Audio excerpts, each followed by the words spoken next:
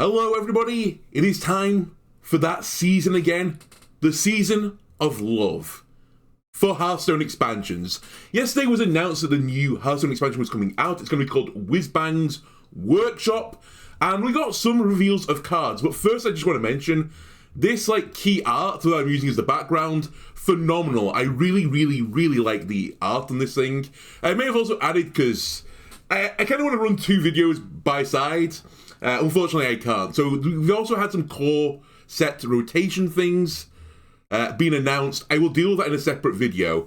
Other key things, it's the 10th anniversary of Hearthstone, so expect a lot of this set to be like nods to the past. And in fact, there are some event cards, which again I'll deal with in a separate video, that are nod backs to some of the classic Hearthstone cards.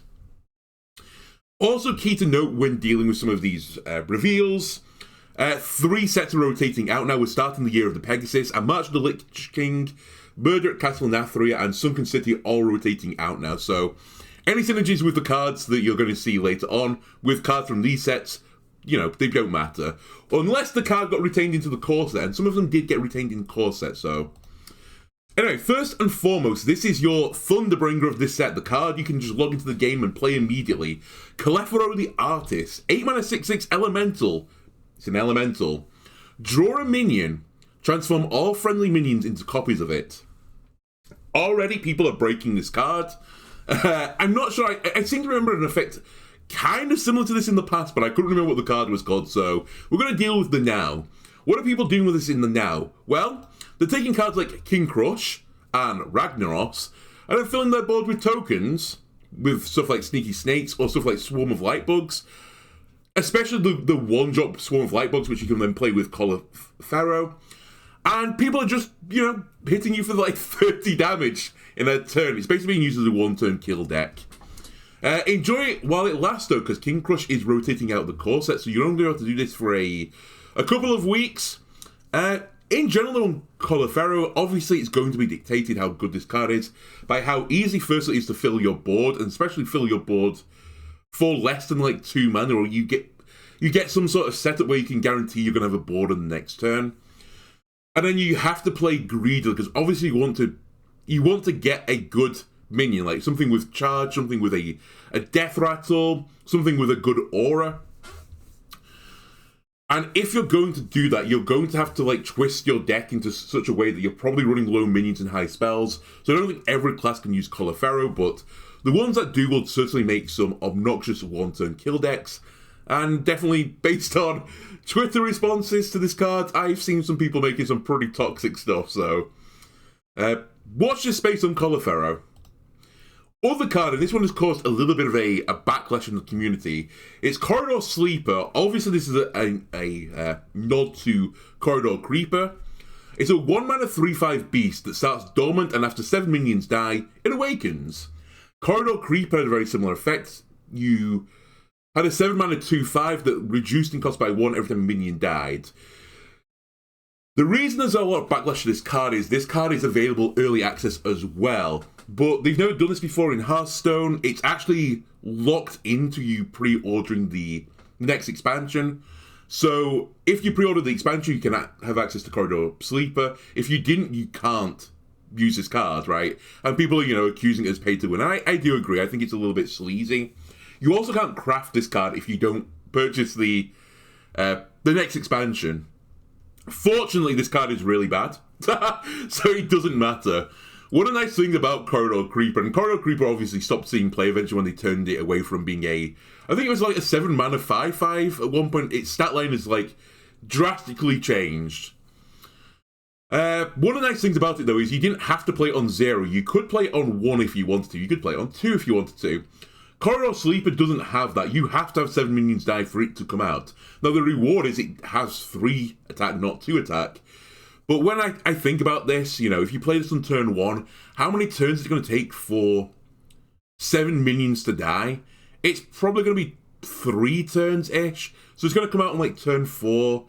And then I'm turn 4, basically a free 3/5 that can't do anything on that turn anyway. I think it's just going to be too slow.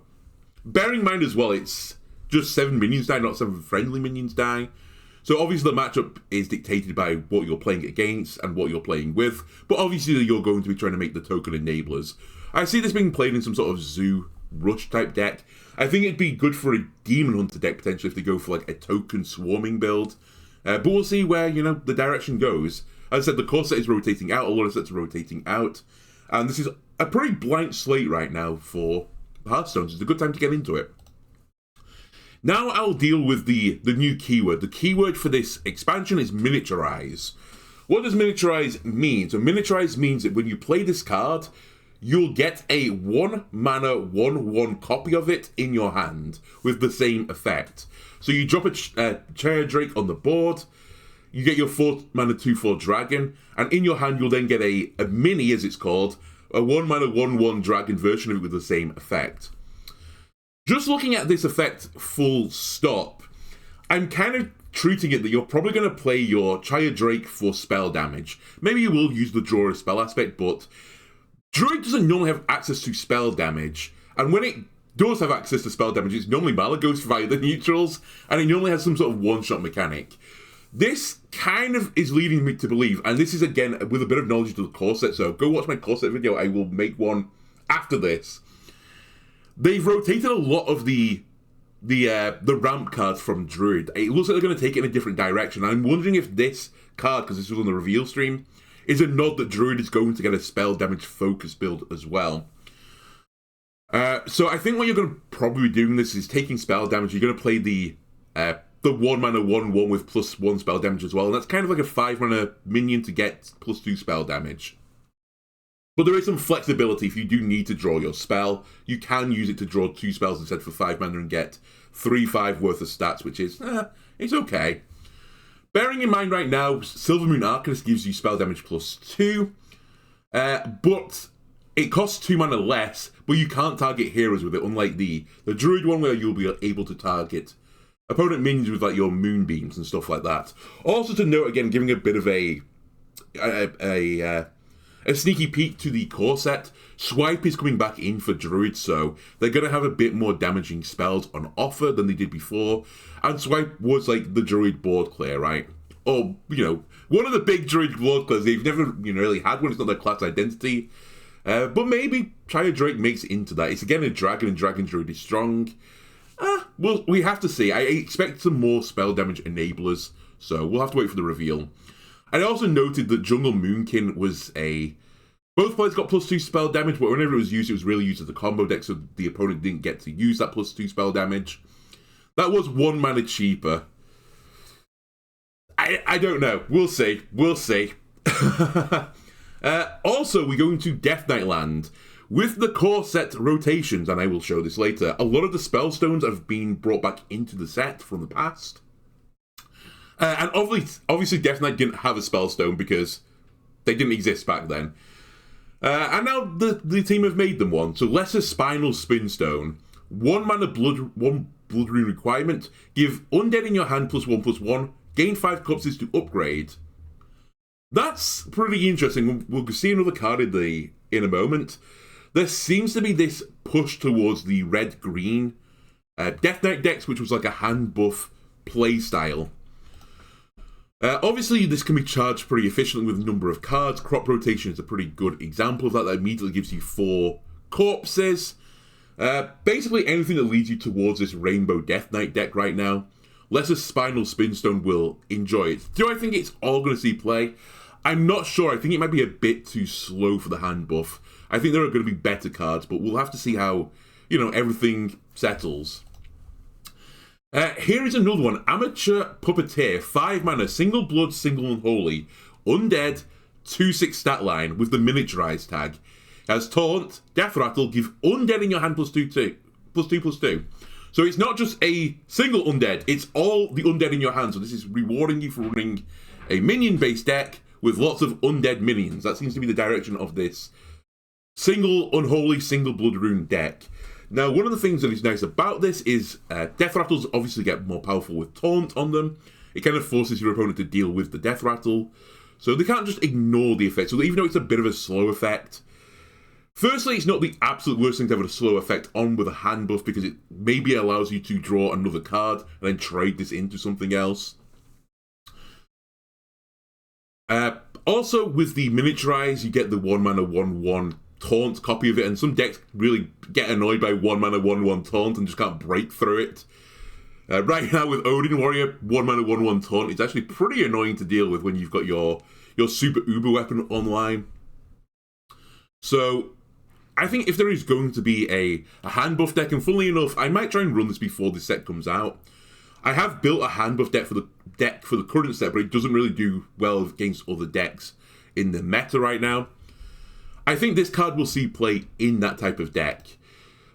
Just as another aside, Blood Tap, if you're going to play this hand buff deck, has the same kind of effect, but obviously doesn't have the restriction of undead on it. But at the same time, Amateur Puppeteer doesn't need corpses. Also, it's single blood, single unholy, not double blood. I think the hand buff deck would be a lot more happy to run single blood, double unholy if it could do, and take the swarming aggro aspect of the unholy more than the double blood side of things. So I think, it's a pretty solid card, right?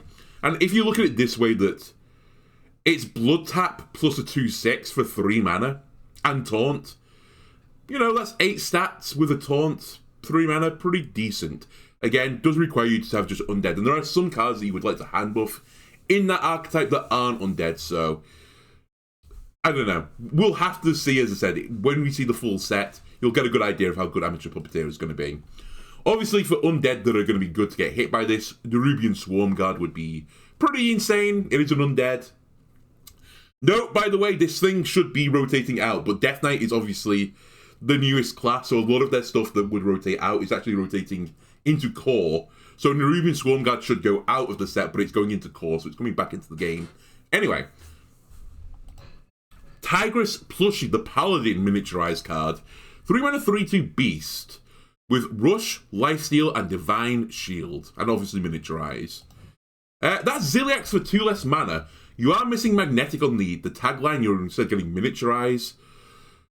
But, that's pretty decent. It kind of upsets me a little bit that you also lose the taunt.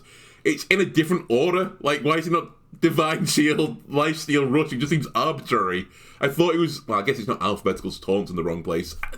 Put it alphabetical. But yeah, it's like a mini Ziliax for 2 less mana. You lose taunt, you lose the Magnetic, and I think the mech moniker was better for Paladin, at least. They don't really have a beast synergy. But that I can definitely see this slotting into a lot of decks, especially since there's a lot of auras right now in Paladin, and Rush cards just get a better use of the auras, right? Also to note, this 1 mana 1/1 Rush, Lifesteal, Divine Shield, is it that good? I don't think it's that useful, unless there are 1-drop synergies. Classically in the past, Paladin has had 1-drop synergies, but currently the only 1-drop synergy card is this, Boogie Down. So you'd have to jump through a lot of hoops to shuffle the mini card back into your deck to draw it with Boogie Down. The juice ain't worth the squeeze, but just bear in mind that, again, we're not seeing the full picture yet from the set. And it wouldn't surprise me with all these minis out there that there's going to be some sort of 1-drop synergy. And I'm really interested to see what Priest does, because they already have that preloaded. There's a lot of 1-cost card synergies, so the minis going to be pretty good with Priest. Maybe they're going to be good with Paladin. We'll see. 3 mana Shadow Spell for Shaman. Incredible value. You discover a 4-cost minion. You set its attack and health to 7. Okay.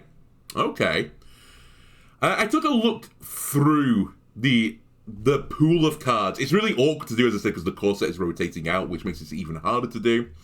Currently, the best cards in Shaman, I think, to hit are Backstage Bouncer, which becomes a 4 mana 7/7 that transforms a minion into that 7/7, so you get like a double dip on the effect of incredible value. And Brass Elemental, just because it has Wind Fury. That is pretty spooky. Your opponent has to remove that 7/7 with Wind Fury. Yikes. Other insane gets. Azerite Chain Gang. You play this on turn 7. You find Azerite Chain Gang, you turn it into a 4 mana 7/7 with Battlecry Quick Draw, summon a copy of it, and you play 4 mana, well, I guess it's 7 mana, 7 mana 21/21 worth of stats, split 3 ways, all with Taunt. That's incredible value! What can you say? Freebird is obviously another thing that is a bit spooky. It has charge, so you can suddenly take 7 damage to the face. But in general, I think incredible value is actually not incredible value. I think it's pretty bad. You're effectively paying 7 mana for a discovered card that has 7 worth of stats.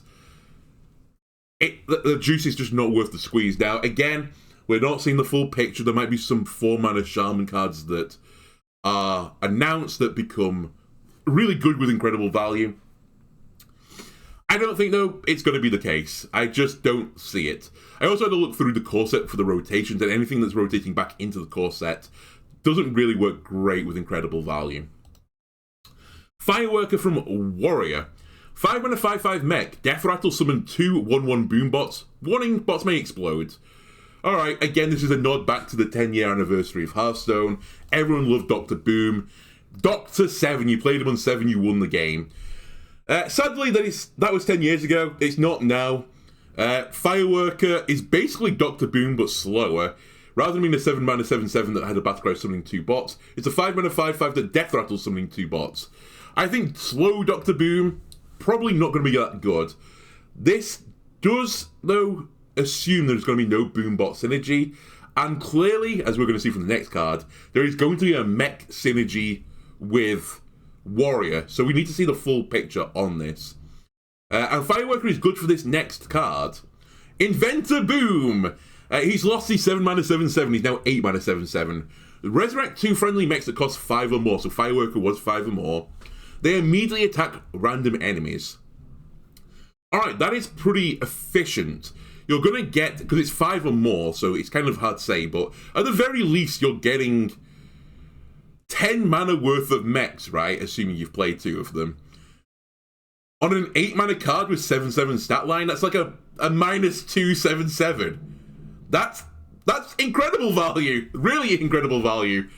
Again, if the mechs are good, then Inventor Boom is going to be good, and I think it's going to be a strong archetype. This is just a huge board swing, right? It's almost like playing the Excavate Treasure without jumping through the hoops first. So I had to look through again the core set and you know what is retained through the rotation to the year of the Pegasus. Containment Unit is another obvious choice here. It has a Death Rattle in that summons an 8-cost minion. So if you've played your Containment Unit, you play Inventor Boom, you get the 6/6 that, you know, charges randomly to an enemy. It dies, it gets you an 8 cost, that's even more value. Burrow Buster is also a potential option. Obviously, you don't get a big upside to this, but you may want to run the Excavate package just because you might want to run this with Deep Miner Brand, because this is a Battlecry, so you could get 4 friendly mechs instead. Value, value, value. By the way, there is one other mech that has been added, and we're going to deal with it in a moment, because this is going to be like it's going to be the Astalor of the next year, so, and it's a mech, and you can make it 5 cost. Little clue there, you can make it more than 5 cost. Into the neutral land, Nesting Golem, 4 mana 4/3 undead, Death Rattle, resummon this with -1/-1. It's Rattlegore. Just Rattlegore in neutral, sure. This card's pretty fucking insane, honestly. It's obviously not better than Rattlegore. Rattlegore was a 9 mana 9/9, so it got more triggers of its own Death Rattle. This will go 3 times right before perishing. When it goes to 0 health, it's gone. Still, though, if you're a token-based deck or you're trying to play some sort of... It's at the, like... I hate to say this, but it's like at the back end of aggro. And you want this sticky board. This Nesting Golem is pretty efficient for being a sticky minion. I could see you trying to roll this into like a token druid type deck. Although, again, if you look at the core set, a lot of token druid cards are rotating out. I'm going to be really intrigued. I can see this being slotted into a lot of decks. But again, we're going to need to see the full picture on what the aggro and token options are before we can really assess this. By the way, just as a note, this doesn't work with incredible value the way you might think it does. If you discover this because it's a 4-cost card and you turn it into a 7/7, when you Death Rattle resummon it with -1, it takes the base stat, so it'll come back as a 3/2, which is actually how Rattlegore also worked. So you can't just buff this like every single turn to get the Death Rattle continuously going and going and going. That's not the way it works. Also, just a note, there's probably some meme combo you can make where you spreading it's called Spreading Plague, Spreading Growl, Growl in Death Knight, where you can make Death Rattles go into other minions. I'm sure there's some sort of fucking meme combo you can do with this, with, I don't even know what. I don't even want to think about it, to one-shot your opponent, so I'm intrigued. I think Nesting Golem will find a place somewhere. Also, Wind Up Musician, 6 mana 5/5 tradable minion. Battle Cry, deal 1 damage to all enemy minions, and every time you trade it, you upgrade it. I like the gimmick of this, and again, I will do the core set in a moment. For you, it might be a few hours when the video comes out. There's a lot of stuff in the core set that seems to be dealing with AoE. I think they're trying to give more classes access to some sort of AoE board clears, but not necessarily like as good as the core classes can do, if you know what I mean. So like, it's nothing like Brawl, it's more like Street Sweeper, but maybe Street Sweeper Plus. Sadly though, I think Wind Up Musician is not a great example of this. I think this is going to be way too slow. I was looking through the set now to something I could compare this to. Blast Tortoise is a 6 mana 2/7 beast with Taunt that does damage equal to its attack. So if you just played this base, it's 6 mana do 2 to all, right? And it comes with Taunt. Only 9 stat points. Wind Up Musician has 10, so Wind Up Musician has that on it, but it only does 1 damage at first. Unlike Blast Tortoise, though, your Wind Up Musician is going back into the deck again, right? On the tradable to match the attack line. And then you have to wait to draw it again. And then if you want 3 damage to all minions, you have to send it back again. Get the picture? And I was like thinking about it, and I was like, where's the break point of this? Probably at like, if it was a 6 mana 5/5 deal 2 to all, you'd be like, okay, that's okay. But you kind of want more than that, right? That's not just good enough. So I think at the point of trading it 3 times, it's just too slow. Blast Tortoise in Taunt Warrior does see some play. It's not a tier 1 deck, and it's probably easier to make your attack higher by hand buffing a card than it is to trade a card backwards and forwards. I think it's just going to be simply too slow. But I like the gimmick of it. Very nice. Now, here is the piece de resistance. This was the mech I was referring to earlier. Ziliax is actually rotating out of the core set, and he's been replaced by Ziliax Deluxe 3000! While building your deck, customize your very own Ziliax Deluxe 3000. You may notice there's no stat lines on it. We'll deal with this in a moment. Firstly, I just want to say I love the card name of it, because it's exactly how I would name a card. It is Slime Lord 5 million! Just, you know, put big numbers on it, put nice objectives on it. Anyway, so the way this is going to work, as I understand it, you're going to pick 2 modules in deck building, and these are the 8 modules. There is Recursive module, which gives you 1 mana on your stat line, 1 attack on your stat line, and 1 health on your stat line. And it will give you Death Rattle Shufflers into your deck, so it's literally never ending. This is your control option. 2 mana 4/4 Haywire module. At the end of your turn, deal 3 damage to your hero. This is your aggro option. You get a lot of stats for the mana cost. You take damage to the face, but you're doing more damage to their face. Pylon module, 3 mana 2/2. Your other heroes have +1/+1. Virus module, 3 mana 1/3. Stealth, Elusive, I should note this as well. Poisonous and Reborn. So if you don't know what Elusive is, it is a new keyword that is going to be evergreen. And it replaces the line of text where it says a minion is like, you know, untargetable. So it's basically just that. You can't target with spells. Sorry, to be more specific. So that effect that, like, a lot of cards had it, let's be honest with you, has now been compressed into a keyword, which is very good. Twin module, 4 mana 3/3 Battlecry, summon a copy of this. Value. The ticking module, 4 mana 1/3, costs 1 less for each minion in play.